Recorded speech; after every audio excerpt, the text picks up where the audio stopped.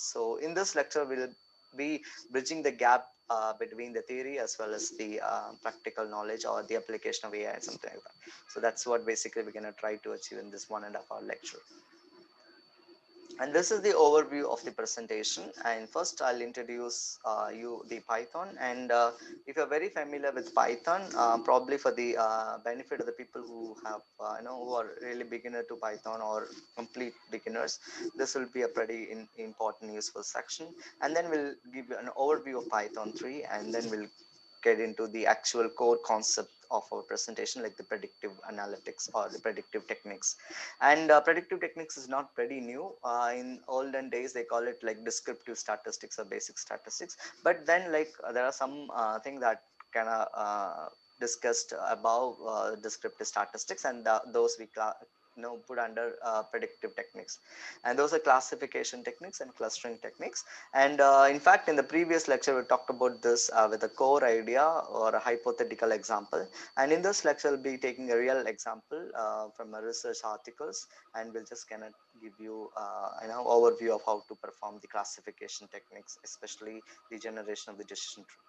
And then implement the same thing. Like once the concepts is done, then we'll implement that with Python 3, and that will be the overall idea of this presentation.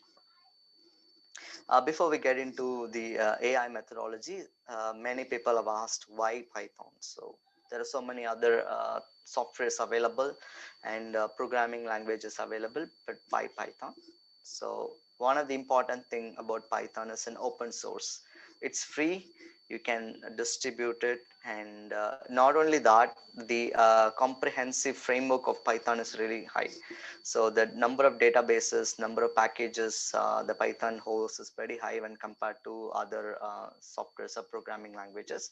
And one important thing about Python is that if you want to know about some certain features, you can either go to Google and type in that, and we'll be seeing that when we do a demonstration using the Python. And this is how you go to Google and type in Python, and it will take you to this particular page. In 2013 and 2000, before, I mean 10 or something like that, when Python got introduced in 2008, when you type Python in Google, it will just go to the Python, the snake. But now it's Python. Later on, it was like Monte Python or something. But now, if you just type Python, it goes, the first thing is to this software. And download and installation is there in the YouTube link. This is what we have discussed last lecture. Probably it'll be a repetition, so I will be sharing the slides so you can see that and how to download and install. It's fairly simple. If you have installed any software from Google, the open source or any proprietary software, is fairly the same. Right. So the lecture will be focusing on Python 3, which is the current version. And this is what it goes to the Python page, where you can download the documentation, you can download the software, and you can even discuss with the forums and some success stories if you're really interested in about Python or something like that. And one important thing is it's cross platform. If you use Windows or Macintosh or Linux or any other operating system, Python, you can download Python and use it. And that's basically the Python. But another thing that is very important as a beginner, not only as a beginner, even an expert, is the Anaconda distribution for Python. It's a Windows based distribution, and it has got a lot of packages and other aspects that you can do with Python. Python in the sense is a basic console based thing, but Anaconda distribution will fetch you an interactive dashboard called Jupyter Notebook. So we can use that for scientific computation. Not only that, you can do report by using that. Say, for example, if you want to generate a report from your Python code, instead of copy pasting that in any word processing software, you can use that. And in fact, you can even coordinate that with LaTeX. If in case you know LaTeX very well, you can take a printout using the Anaconda distribution extension. So this is how you go. You go to Anaconda Python, and that will go to the first thing is called the individual edition, and it's also an open source, as as it mentioned here, open source distribution of the Python and R programming language. In case there's another equally good programming thing, it's called R Studio or R programming itself. It's for statistical. Initially, it was developed for statistics, but also equally good. But then, to my experience and as consulted with a lot of my students who have worked with both R and Python. Many people prefer Python the best because it has got a lot of things in addition to R. And in R, it is little complications, little complexity in terms of coding and other aspects. Whereas in Python, it's pretty much good. But if you ask me, both are no, both are the same, almost equal. But Python has more advantage over R because of its huge data set and databases, something like that, packages, in fact. And individual editions and commercial editions or something like that, and team editions and entrepreneur editions or something like that, and professional services and something like that. And you can see that in Python distribution if you go and download this. And this is very important stuff. It is a mandatory thing that it should be known as the editor. Just 1 second, the Vim or something like that. But if you ask me, which I have done in the initial stages, PyCharm, because that's pretty much like any, it's similar to an RStudio or any compiler. It is pretty much and user friendly. And Atom is now people started using it because Python is generally used for web applications nowadays. So Atom has got good web application stuff. So it's pretty much nascent, and it's pretty much useful for web developers something. But the piece of advice I wanted to give you is Spider. In fact, before PyCharm, I've started learning Python in Spider. Spider seems really a good software, but it does not have any IntelliSense capability that time, which means that we cannot remember a lot of codes. So IntelliSense is autofiller. So that time it was very difficult. As a beginner, we made a lot of mistakes and something like that. And it just like pretty much a complicated stuff. But Spider really works well for experts in Python or something like that. If you master that, then probably Spider will be very good tool or something like that. Then Visual Studio, Sublime Text, and Vim for the core researchers or something like that. Right. So this was the case, a few years back, and when somebody wants to learn Python, they have to install this and something like that. But now it's what we have moved to online, compilers. You don't have to really store, save software, something like the online compiler from programmers, where you can save your codes on the cloud, and you can navigate and use it anywhere in the world, anywhere you navigate, right? Something like that.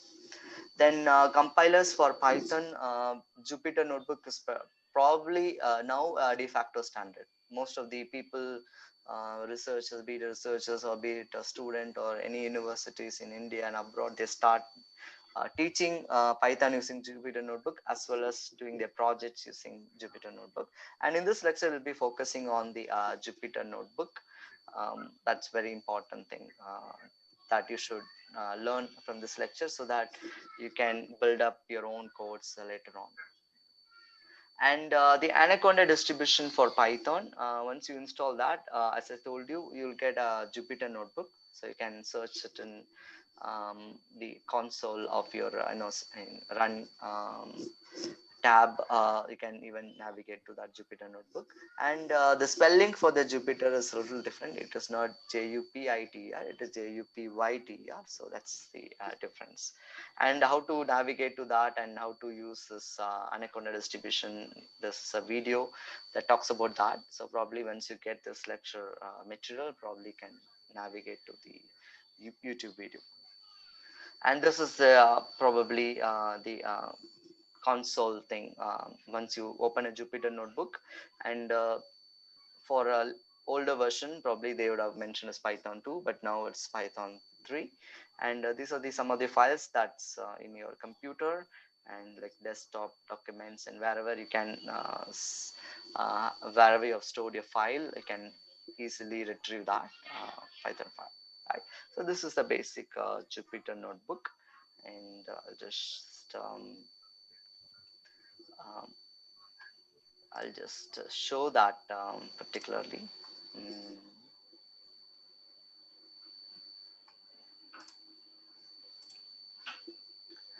Actually, this is what I've told you about the Jupyter notebook. Once you open that, it has got a lot of files and something like that. It has got the Python, Iron Python notebook file, then probably and have data sets like CSV files and something like that.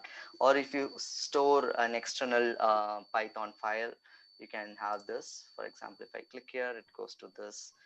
You cannot compile this, but this is just like a notebook that you can save it, something like that. So this is a typically the Jupyter notebook, and you can create a new Python file like this. Say for example, say I'll just rename it to demo or something like that, so it does not affects the other file. And it's just like a calculator. Say for example, it's 1 plus 2 is 2, something like that. If you press enter, it will just navigate to the next one. So this is pretty much a caution or an important thing that you should know when you work with any programming language with the compiler. In R, you have to press with command enter, but in Python, you have to press with control enter. So what I'm going to do is I'm going to press shift enter. Yeah, it will give. So in R, it does command enter, depending upon the software they have got this time. And this is just like a basic calculator. And one of the advantage of Python is that if I have no idea of what to do, say for example, if I want to find sine 30, if I simply type in sine 30, it will get me an error, say something like that, sine is not defined, and this is an error.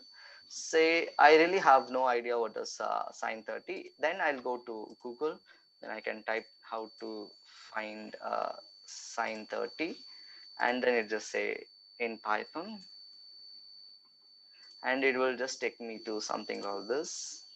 Yeah, so they have the command, so you don't have to remember anything. So these are the packages.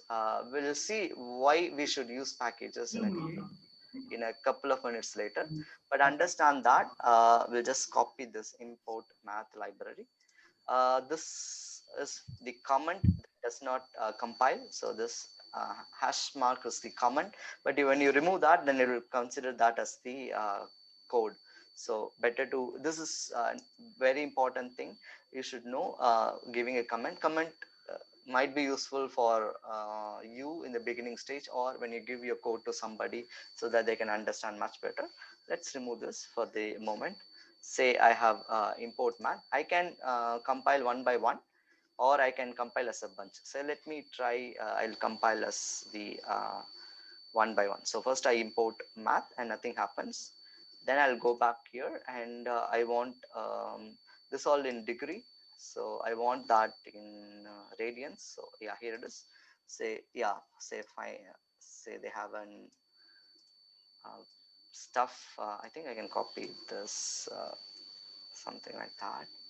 And if I want to have, say I will see sine 90, we know sine 90 is 1. Let me check. Yeah, it gives us 1. So sine 90 is 1. This is a very interesting thing that you can really do.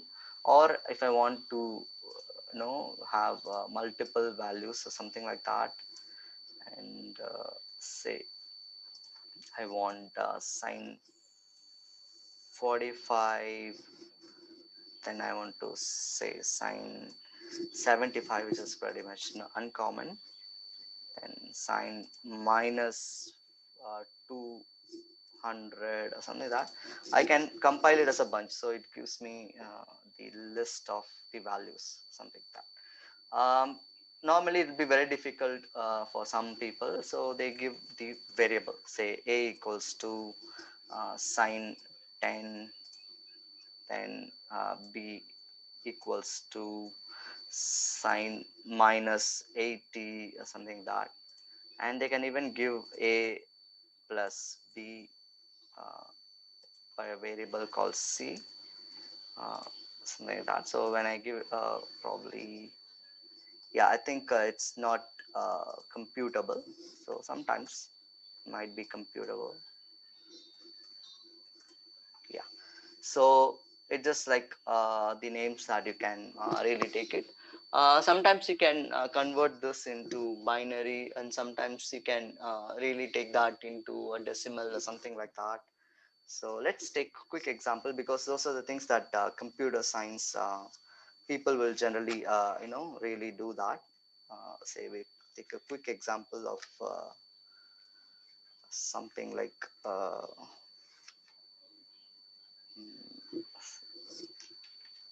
converting a number to decimals into octal or something like that, right? um, Say for example, if we have a small letter called a equals to 10, and I want to print that in terms of decimal, I can simply put a there, and I can print. Remember that I just typed in capital P, so that will throw me an error. So it's a case sensitive. So you should really, you can see if it is green color is the inbuilt argument or inbuilt command or keyword. If it is not turning it in green, then it's something wrong. So these kind of things will not happen in a regular proprietary softwares, because as I told you in Spider, it'll be very difficult. But nowadays they have also included that in to accommodate the actual thing. So I'm gonna give us an octal A. It will give me an octal of that, and I'll go to print then hexadecimal A. It'll give me in hexadecimal. Then print binary. It will give me in bin. That's binary. Binary A, something like that. Yeah, you see, the 10 has got a decimal in terms of that print A in terms of decimal. You see, that 00 is to say that it is a decimal, right? And this is hexadecimal XA, and this is a binary 1011. So this differentiates, this is called data types. So this is a decimal representation, and this is hexadecimal. This only this is hexadecimal representation, and this is a binary representation. Say for example, if you want to have like 150 quickly, you don't have to edit that. It quickly gives us this particular stuff like octal, hexadecimal, and something like binary or something like that. So this is the decimal, and this is the octal, hexadecimal, and binary. So that's basically that. So this is a typical example of how you can convert that. Because all these things will be pretty much useful if you learn computer science to a great extent. For example, in cryptography and other cryptographic analysis, they use something like that. I'll close this for a moment. You remember, like you can save this, or you can leave it without saving. It's fine. So I will save this. That will be a learning for you, like how to save the file. Then probably there's another thing called kernel. So I'll just restart and clear output. And once I do that, all the compilation is gone now. Say I can restart and run all. It will run all the codes if you have multiple lines of codes at once. So you don't have to compile one by one. Say it's a name error. So probably we'll discard this. Otherwise, probably can click this and delete it, and I'll go to kernel, restart, and run all. It will start working. Yeah, you see how beautifully this will be very useful when you have a batches of codes, especially what we're gonna see in the decision tree or something like that, right? So I'll close this for a moment. Probably many of you would ask, import is the keyword to import some package, and math is a package. So math is a package. Say for example, if I want to know what's there in the math, so I'll go to Google and I'll type in math package Python, and this is a math functionality. It's a Python documentation. You don't have to save any documents because all the things are available online, and they have got different things like factorials, like floor. Let's say we want math inverse. In case I'm really interested in doing a matrix inverse function, then you see inverse of the sine angles and something like that. So a lot of things are available. So probably you can use it. These are something like not Python's original documentation, but some people have got a lot of things like other people. This is a very important thing. So I wanted you to navigate to this before you learn. If you have any questions or something like that, this is called Stack Overflow, and they talked about Stack Overflow. And if you have any questions regarding Python or any programming, you can probably use it or something like that. So this is a very interesting thing. Say somebody have asked 9 years and 2 months before, like inverse of tan in Python. Say this is how they are. For that you need to import math package and something like that. And some other contributes other thing like import math. You see they have given import math degree and inverse of tan and something like that. And some people have also there is no defined answer or one way you can do it in Python. See different people but the answer is the same. It's how people interpret something like that, right? So why packages, why not without packages? Say this is a typical example, and this is a matrix inverse. This is the classical way of doing matrix inverse. Say for example, this is the predefined, I mean the codes that we have to provide Python to say that our function, this is pretty much the mathematical way of finding the cofactor and finding the determinant and finding the inverse kind of thing. So that's how it is given here in the format which Python, which the interpreter or the compiler understands. Then I'll just given this, I'll compile this and I'll give the matrix. Here I've given the matrix 1 2 3 4 5 6 7 8 3 by 3 matrix and identical matrix, and it finds so many things that it will finally this big code like up to this. So you can see will be very intimidating for anybody who's learning Python for the first time. To do a matrix inverse, do I need to give everything given this code? What happens if I make any one an error? Say for example, if I show an error, it says an error.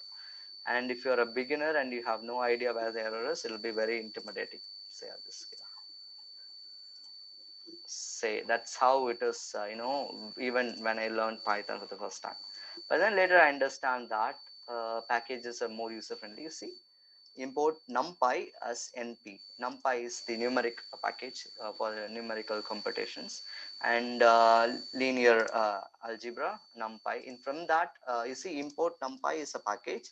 From that we are extracting linear algebra, and in that we are importing inverse function. So that's as simple as that. So most of our codes from this point to this point gets mapped only in 2 lines. Then we give a matrix, we can even call B for this example. B equals to numpy array. This is the first row, second row and third row of the matrix. Then print A, that matrix, and then the space, something like that. The next line, new line. The new line will be discussing the inverse of A, that's it. And we'll have around 3 decimal places. Let's see, we'll print it. One second. We have made a mistake because we changed the variable and we have not changed the stuff.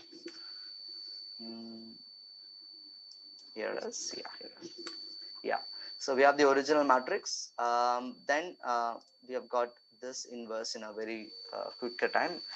Despite writing all these things and finding the final conclusion, we have got it almost in a 3, 4, 5, 6, 7, 8 lines, 8 lines of code, something like that. So this is the importance of incorporating packages. And in most of the machine learning and artificial intelligence will be only working with packages, because even with packages, it will be 100 and 200 lines of code. Without packages, you can imagine it can go beyond, lakh and like that in terms of number of lines, right? So that's the basic implications of incorporating, packages in Python. Let's go back to, we don't have to save this. This is like a sample thing that we have taken from online. And we'll go back to the presentation.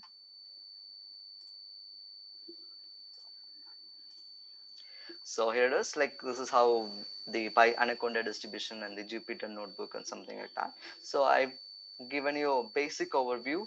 It'll be very difficult to describe the entire packages and the entire functionalities of Python in small lectures like this. But then this will be an opening for you so that you can explore after this in your free time and something like that, right? Something. So those are the serious aspects of what we call the Python, the Jupyter notebook, and the Python coding. Python, probably, yeah. So this is the basics of Python. There are a lot of things that you can really understand and do with Python. And the first is the keyword or the reserved word. Um, there are inbuilt words like the import, the print, all those things are keyword and reserved word, where you cannot use it for assigning some variables or something. So that's why in a green color text written in the appears in the Jupyter notebook, or the keywords or the reserved words. And as I told you, Python is a case sensitive. If you assign one value with the capital B, and if you recall that with small b, then that's not going to error, because capital B and small b are two different things for Python. And Python data types, like it could be a number, string, list, tuples, and sets and dictionaries. So these are the higher data structure. For us, we probably require numbers and lists, and dictionary is the set of all this list or some tuples and sets. And spacing and indentation, this is also very important. If you don't provide a proper spacing for some for loops and if loops, then that will throw you an error. So this is basically a very, very important thing that you should really know. And data frames like the packages, which we talked about, the pandas, the numpy, are also very important. That will save a lot of your time and effort or something like that. And file handling, this is a very, very important thing that you should know. If you wanted to do a computation for more than 50, 60, 80, you don't have to really type in all those data in Python, but instead you can make use of that from an Excel file in CS, preferably in CSV format. So that's what we call file handling. File, it can open a CSV file, the Excel file, the text file, the notepad file, .txt extension. So it can read data from that, and the values, like you can separate it by comma, that is what we call comma separatory value, or tab separatory value, or any separators you can provide, and you have to put it in the code that this means is a separator, something like that. So that's one important things about file handling. And error handling, you remember while we make some demonstration, we made a lot of errors. Like we tried in the last instance, we have converted the small a to a capital B, but we have not made that in the other part of the code, and finally that's an error. And finally we quickly learned, okay, that's because of this error. So there's nobody can do coding without making error, but it's all about how you reiterate to the good stuff, or eliminating the error. So that's basically the very important thing in Python. And if you start the conventional coding kind of things, like in C language or something in Python, you probably later understand there will be some equivalent package to do that. Say, like for example, the matrix inverse example which we discussed in this class, we can do it with NumPy itself, with the linear algebra, with the inverse function. So those all comes in the practice and with experience. So if you're a beginner, do not get intimidated that I'm not very sure about this or that. It's all about the experience that matters. So that's what basically the error tackling. When you tackle a lot of error, you'll become an expert, and you will not make much mistakes like the beginners or something like that. So with that piece of advice, then we'll move on to the core objective of this lecture, is just like the implications of artificial intelligence and civil engineering. The example that we're going to consider is uh, concrete mixed proportioning, or you can even call that to be an optimization of the mixed proportioning. In the previous lectures, we talked about the classifications and clustering algorithm using the basic example, or arbitral or hypothetical example. So after this lecture, probably we'll be sharing this recording with that previously done lectures as well. So you'll have much understanding of the current practice and the old stuff, like the previous stuff, which is just the basic stuff or something like that. So predictive modeling and analytics with Python. So what we're gonna do today is just a single method called a decision tree. But if you ask me, there are a whole bunch of literatures and whole bunch of algorithms available. And this is a pretty much my favorite diagram from Brownlee, and you can see that in this Google link for the description of this. And this is also nowadays like considered to be obsolete, wherein which other methodology also comes in because of the advancement in computation, as well as the algorithm the new algorithm got developed every day. And these are the basic things. First is the Bayesian thing, and it will be a decision tree. This is what we're gonna do today. What we're gonna do today is a C 5.0 algorithm, um, and it is based on Hunt's algorithm. Quinlan is a person who developed this algorithm. And then dimensionality reduction, then instant base like k nearest neighbor, or clustering model. Then clustering is k means, k medians, and expectation maximization, and hierarchical clustering. And hierarchical clustering is what many people do that in their research, for in terms they want, if they wanted to consider clustering in their research. And deep learning, this is probably the very modern, and many people are really working on this particular thing. And random forest is ensemble method, which is like decision tree is just a single tree which have a lot of branches, but ensemblement is the number of decision tree, just like a holistic perspective.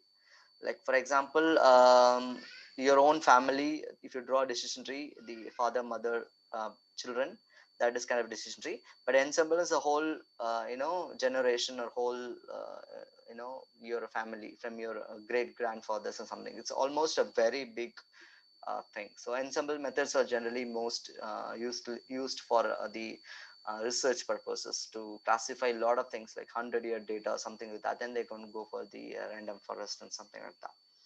And bootstrap aggregation and ADA boost, all these things can refine your trees. And neural network is probably the very classical method in terms of optimization and regulation and rule based. And rule based systems, or rule systems, are primarily very important. And decision tree, the output will be the rules, that we'll be seeing that in a couple of minutes later. And then the regressions, probably the statisticians, they really look into all these things, kind of statistical inferences. And machine learning is all about that. AI is how you the implication of these things autonomously is probably the AI. All these things are methods, just like guidelines, but the performance of the system, or the the process of the algorithm is generally regarded as the artificial intelligence or something like that. So, and this is what which we have done in the previous class, but I just show you this because there's an important thing that you should really know before you do any research on the machine learning or something. It's called data types. Not many people realize that there are so many other varieties of data types do available, and how do you convert from one data types to the other data types. So that's what you should know before you do any pre-processing of your machine learning algorithm or your data set, right? The first thing is this is serial number, so you can discard this, or you can even consider this to be a decimal. And this is the water by cement ratio. It's also an integer in Python. They call it integer decimal. Sorry, it's an integers. And D is also integers, it's a numeric values. And MA, you can consider this to be an integer, as well as you can consider that to be a binary, but it is more of a binary than a integer.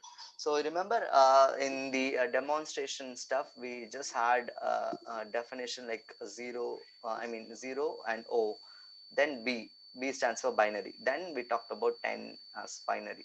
If you provide only 10, then it takes as an integer. So that's how we have to convert this into um, binary. And this false true. Sometimes this is also binary. You can call true to be 1 and false to be 0, or false to be 1 and true to be 0, depending upon the situation. Say for example, if it is a male is 1 and female is 0, then male will be true and female will be false, something like that. If you, but in case you wanted to know number of ladies in a set, then you define female to be 1 and male to be 0, something, depending upon the situation, right? And the third, this particular thing is called medium, high and low and all these things. It is a string actually. So when you give it to a Python will consider this only as a string. It does not consider this as any other data types. It just say medium is medium.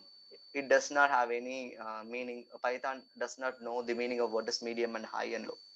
So that if you have these kind of data sets, you can probably convert that into an equivalent binary. If it is only 2 levels, say for example in this case we have 3 levels, low, medium and high.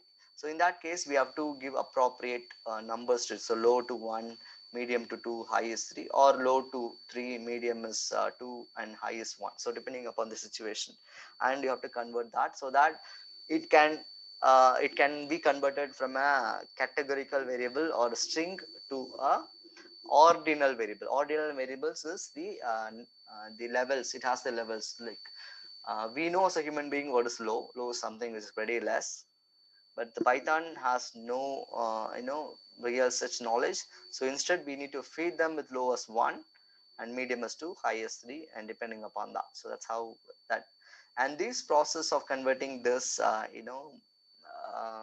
the set of strings to this is very important in pre-processing. So given a data set, the machine learning algorithm will give an output, but you should really understand and the data is provided to a certain extent.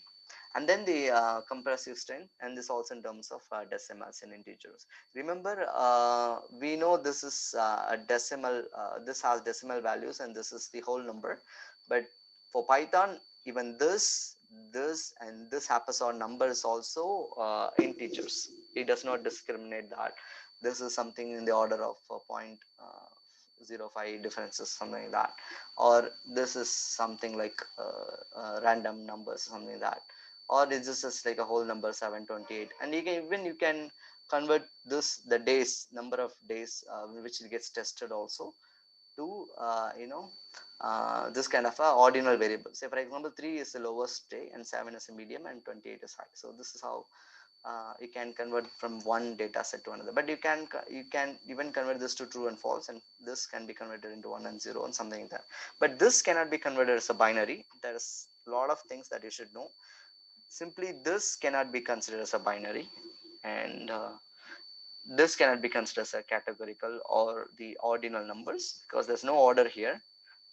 But this can sometimes be converted into ordinal, because you see 0.35 is the lowest, and 0.445, then probably 5.55 and 0.6, something like 1, 2, 3, 4, 5, 6, kind of a 6 level. So but 6 levels of ordinals not many people prefer. Maximum of 5 levels people prefer, like 5 scale rating or something like that. So those kind of things that you should really understand. And not only false and true, you can even give yes and no also. But in this case, Python has a capability to understand this in terms of binary, but not in this case. It will say yes and no as the like medium, high, something like that. So we have to convert this into true or false, or either this boolean or binary or something like that. All right. So that is basically the implications of data structures and data types in the Python. Right. And before we get into that, why artificial intelligence is many people would have asked. Like most of you were researchers doing research for more than 30 years or 25 years or 20 years. Most of them are veteran in this particular workshop, but sometimes there are some things that might mislead our computational capability. One example is this. Like, see this example. uh, if you're appreciating correlation, like for example when you do a research and finally you are correlating with somebody else's research, some good research in your area, and finally say the graph is matching, yeah, we have done a wonderful job. So it's not so, it's not always true. Say there's a funny comparison, like per capita consumption of mozzarella cheese. Mozzarella cheese is very famous in the United States. They use it in pizza. the per capita consumption, and civil engineering doctorates awarded in United States. But if you see, I think the red color is the civil engineering doctorates, and the green colored lines are the mozzarella cheese consumption in the United States. If you correlate both the things, the correlation is 0.95. It's a very wonderful thing. Correlation of zero point 0.9 itself is a great, but 0.95, and in fact, it's 0.96. Probably, you cannot directly, come to a conclusion that if you consume more mozzarella cheese in your country, then your country produces more civil engineering doctorates, something like that. It's not pretty true. And in fact, there are a lot of other comparisons also. You can check on this WordPress website. A lot of funny comparisons, like the Nobel laureates and the per capita consumption of chocolates. That's how Chinese people have got less Nobel Prize, whereas Switzerland people have got highest Nobel Prize, because the per capita consumption of chocolates in Switzerland is pretty high. But it's just a funny. It's only a funny comparison, even though it correlates better. But there's one thing that you should really understand. It's called correlation does not always imply causation, which means that does not provides you the value. So that's why, well, even though we can do this, when you do an artificial intelligence or machine learning over it, then you can find out that there could be some deviation that can be portrayed or something like that. So that's a basic thing. And the first thing what we're going to do is the classification. And before we get into that, this is what we have done last class, the basic classification model. But in this lecture, we'll be taking a real-time study that one of my projects, capstone project student have done. And I'll just show you. I'll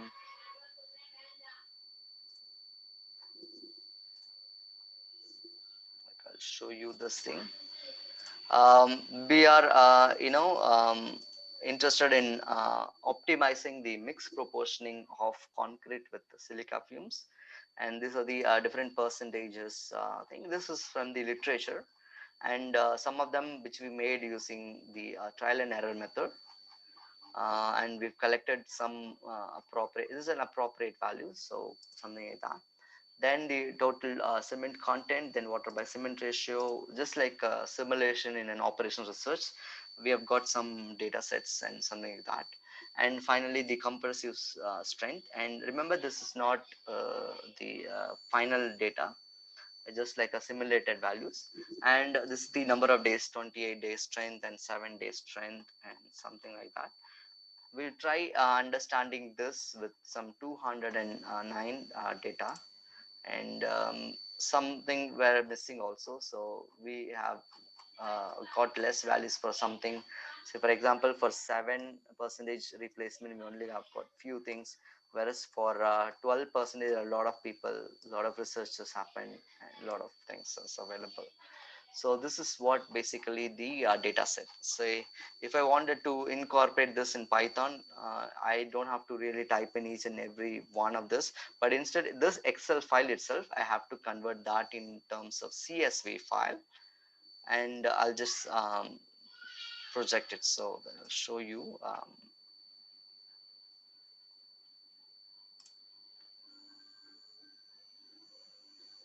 data sets. Here it is. All right, so this is the output. As I told you, like you can generate report from the Python, the Jupyter notebook, and this is how the report looks like, and it's really interesting, right? Say this are the packages. This is what I've been discussing from the beginning. And matplot library inline, which means that we have a graph, we need graph, and that will be within this particular the notebook. So we have got this percentage. If you work with LaTeX, percentage is the comment, but in this case only the hash symbol is a comment. So it's depending upon the programming language, the syntax for the comment varies. Right, so this is a very interesting thing which we have done early, because for small minimal warnings, the Python crashes. So this is an important package we have learned recently, in which you can give the warnings. Minor errors it will ignore, whereas major error it will stops, with minor error it ignores. So this is one important thing. Then this is where data frame is the data set, df. We can even call this by any name, a b c d, it's depending upon your convention. Then this is, you cannot change these names because these are standard keywords. Whereas pd, which is called pandas, which will read csv file, read underscore what type of file, and it is a silica data set. So the file which I showed you earlier is the silica data set.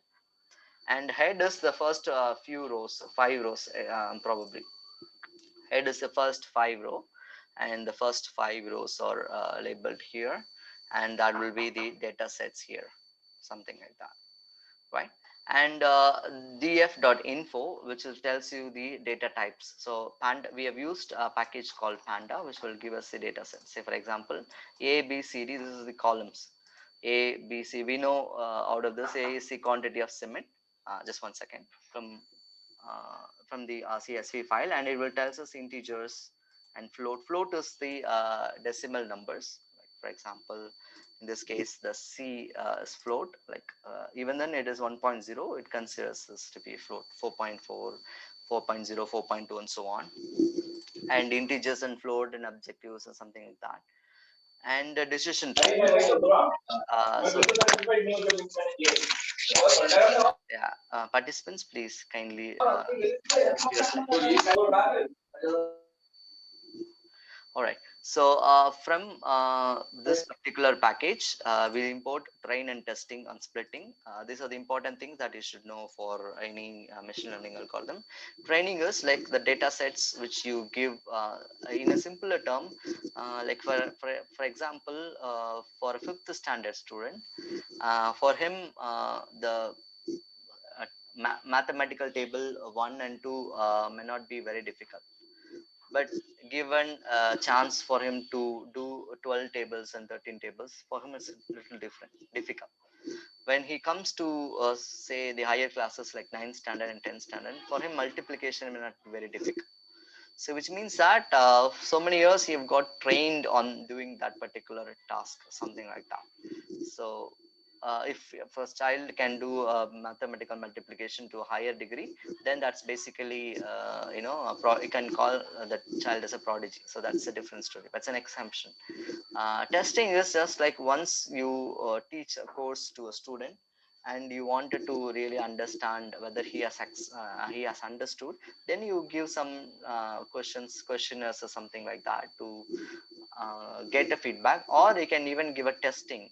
You just give some, you would have taught him some trigonometry, and you give different signs, and you have to find the values of different sine angles or something like that. Right. So that's basically Participants, sir, 1 second, sir. Sorry. Participants, please mute. I think, okay. So data frame, we just drop j because j is our yeah. The host can mute now, sir.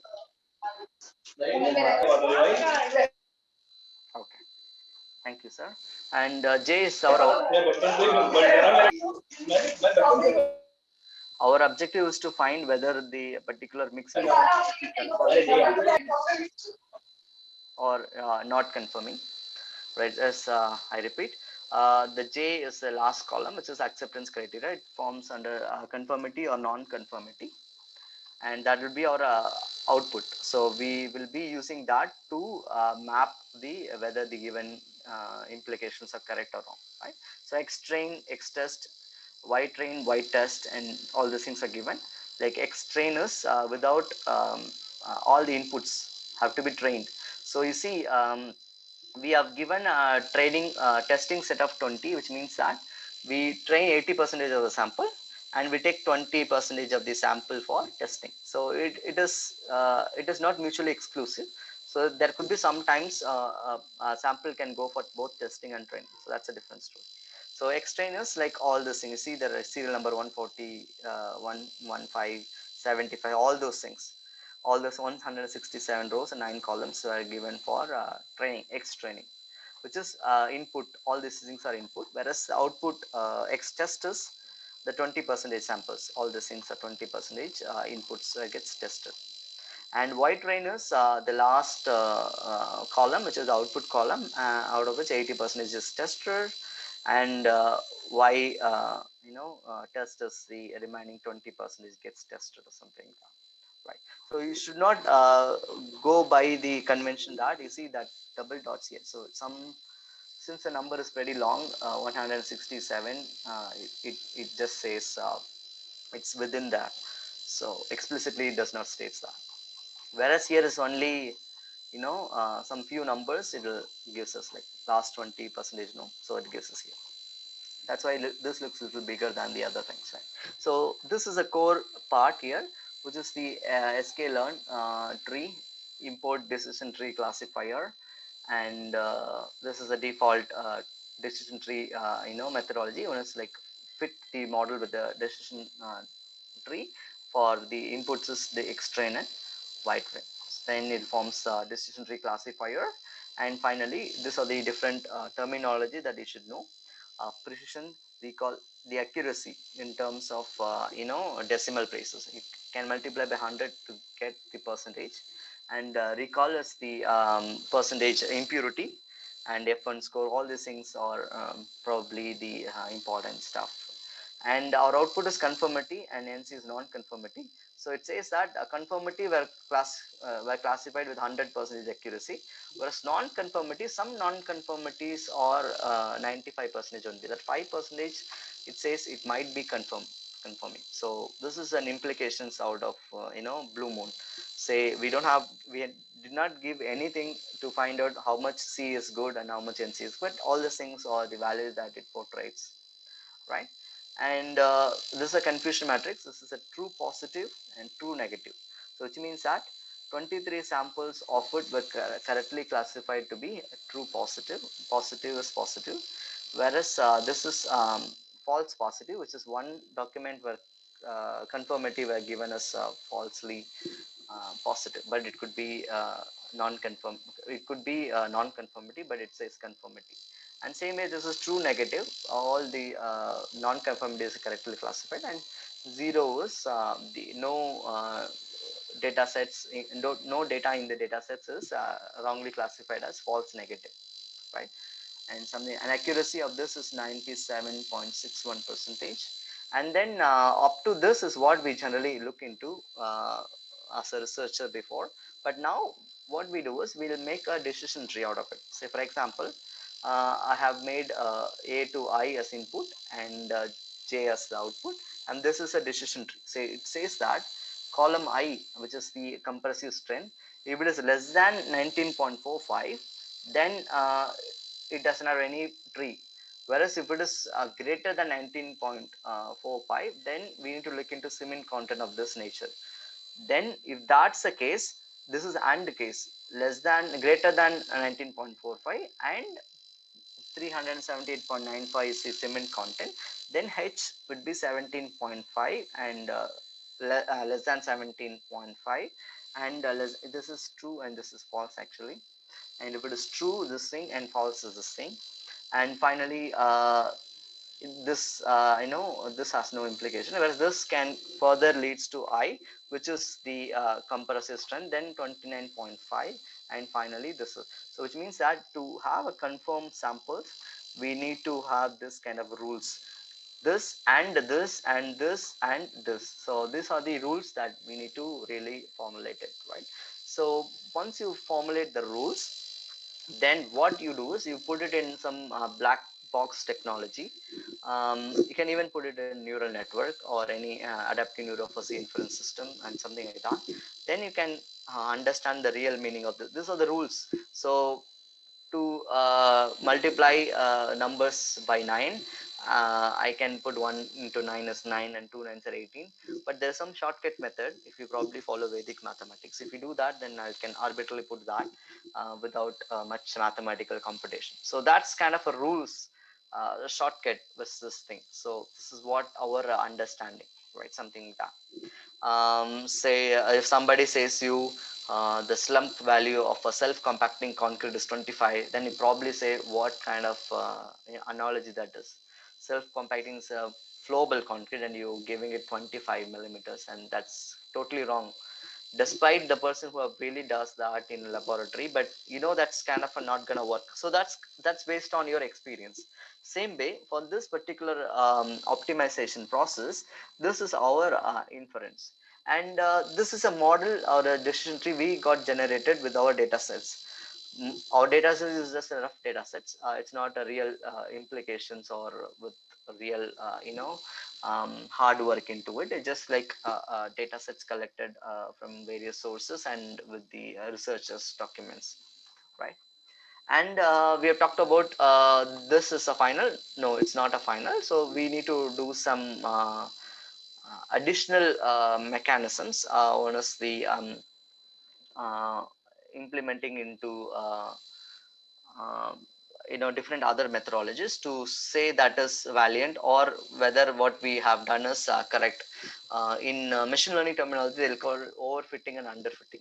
Overfitting is too many complications into your data sets, and underfitting is it does not really does the performance of the classification properly.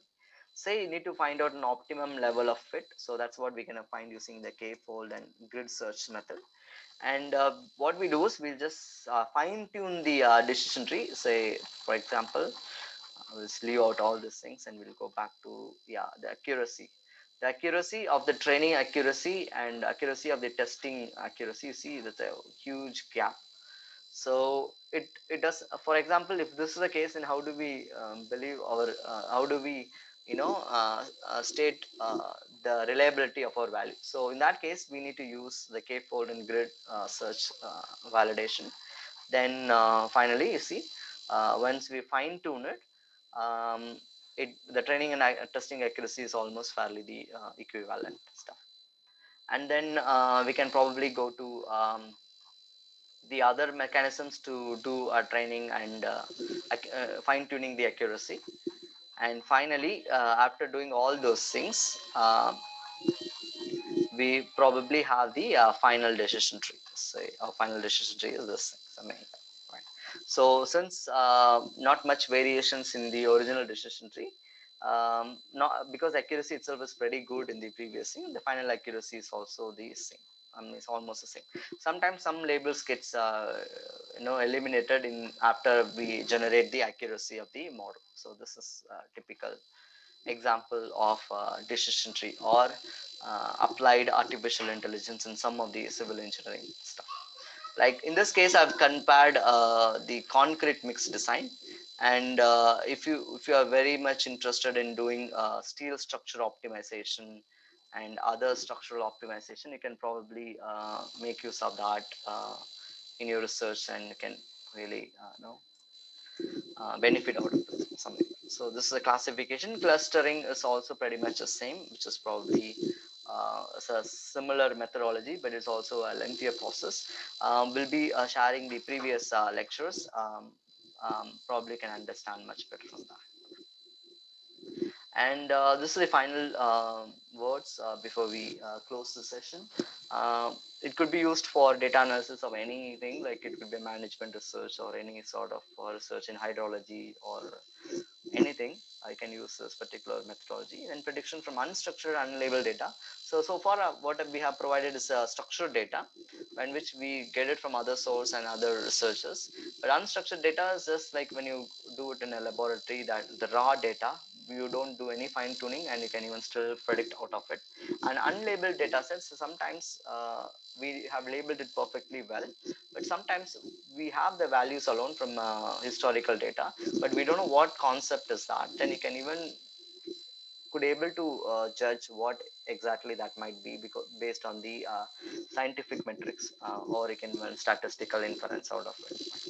Then deep learning is the current scenario when which people talks about the conventional neural network and so many other things like recurrence network and something like that.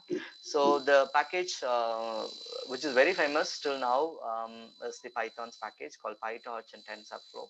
You can make use of that for your deep learning or something. Probably we'll have a workshop, separate workshop after maybe the version 3 of this FDP. We could learn the deep learning or something like that. Then we talked about computer visions and image processing and something like that. So you can use this. All right. So thank you for your patience listening.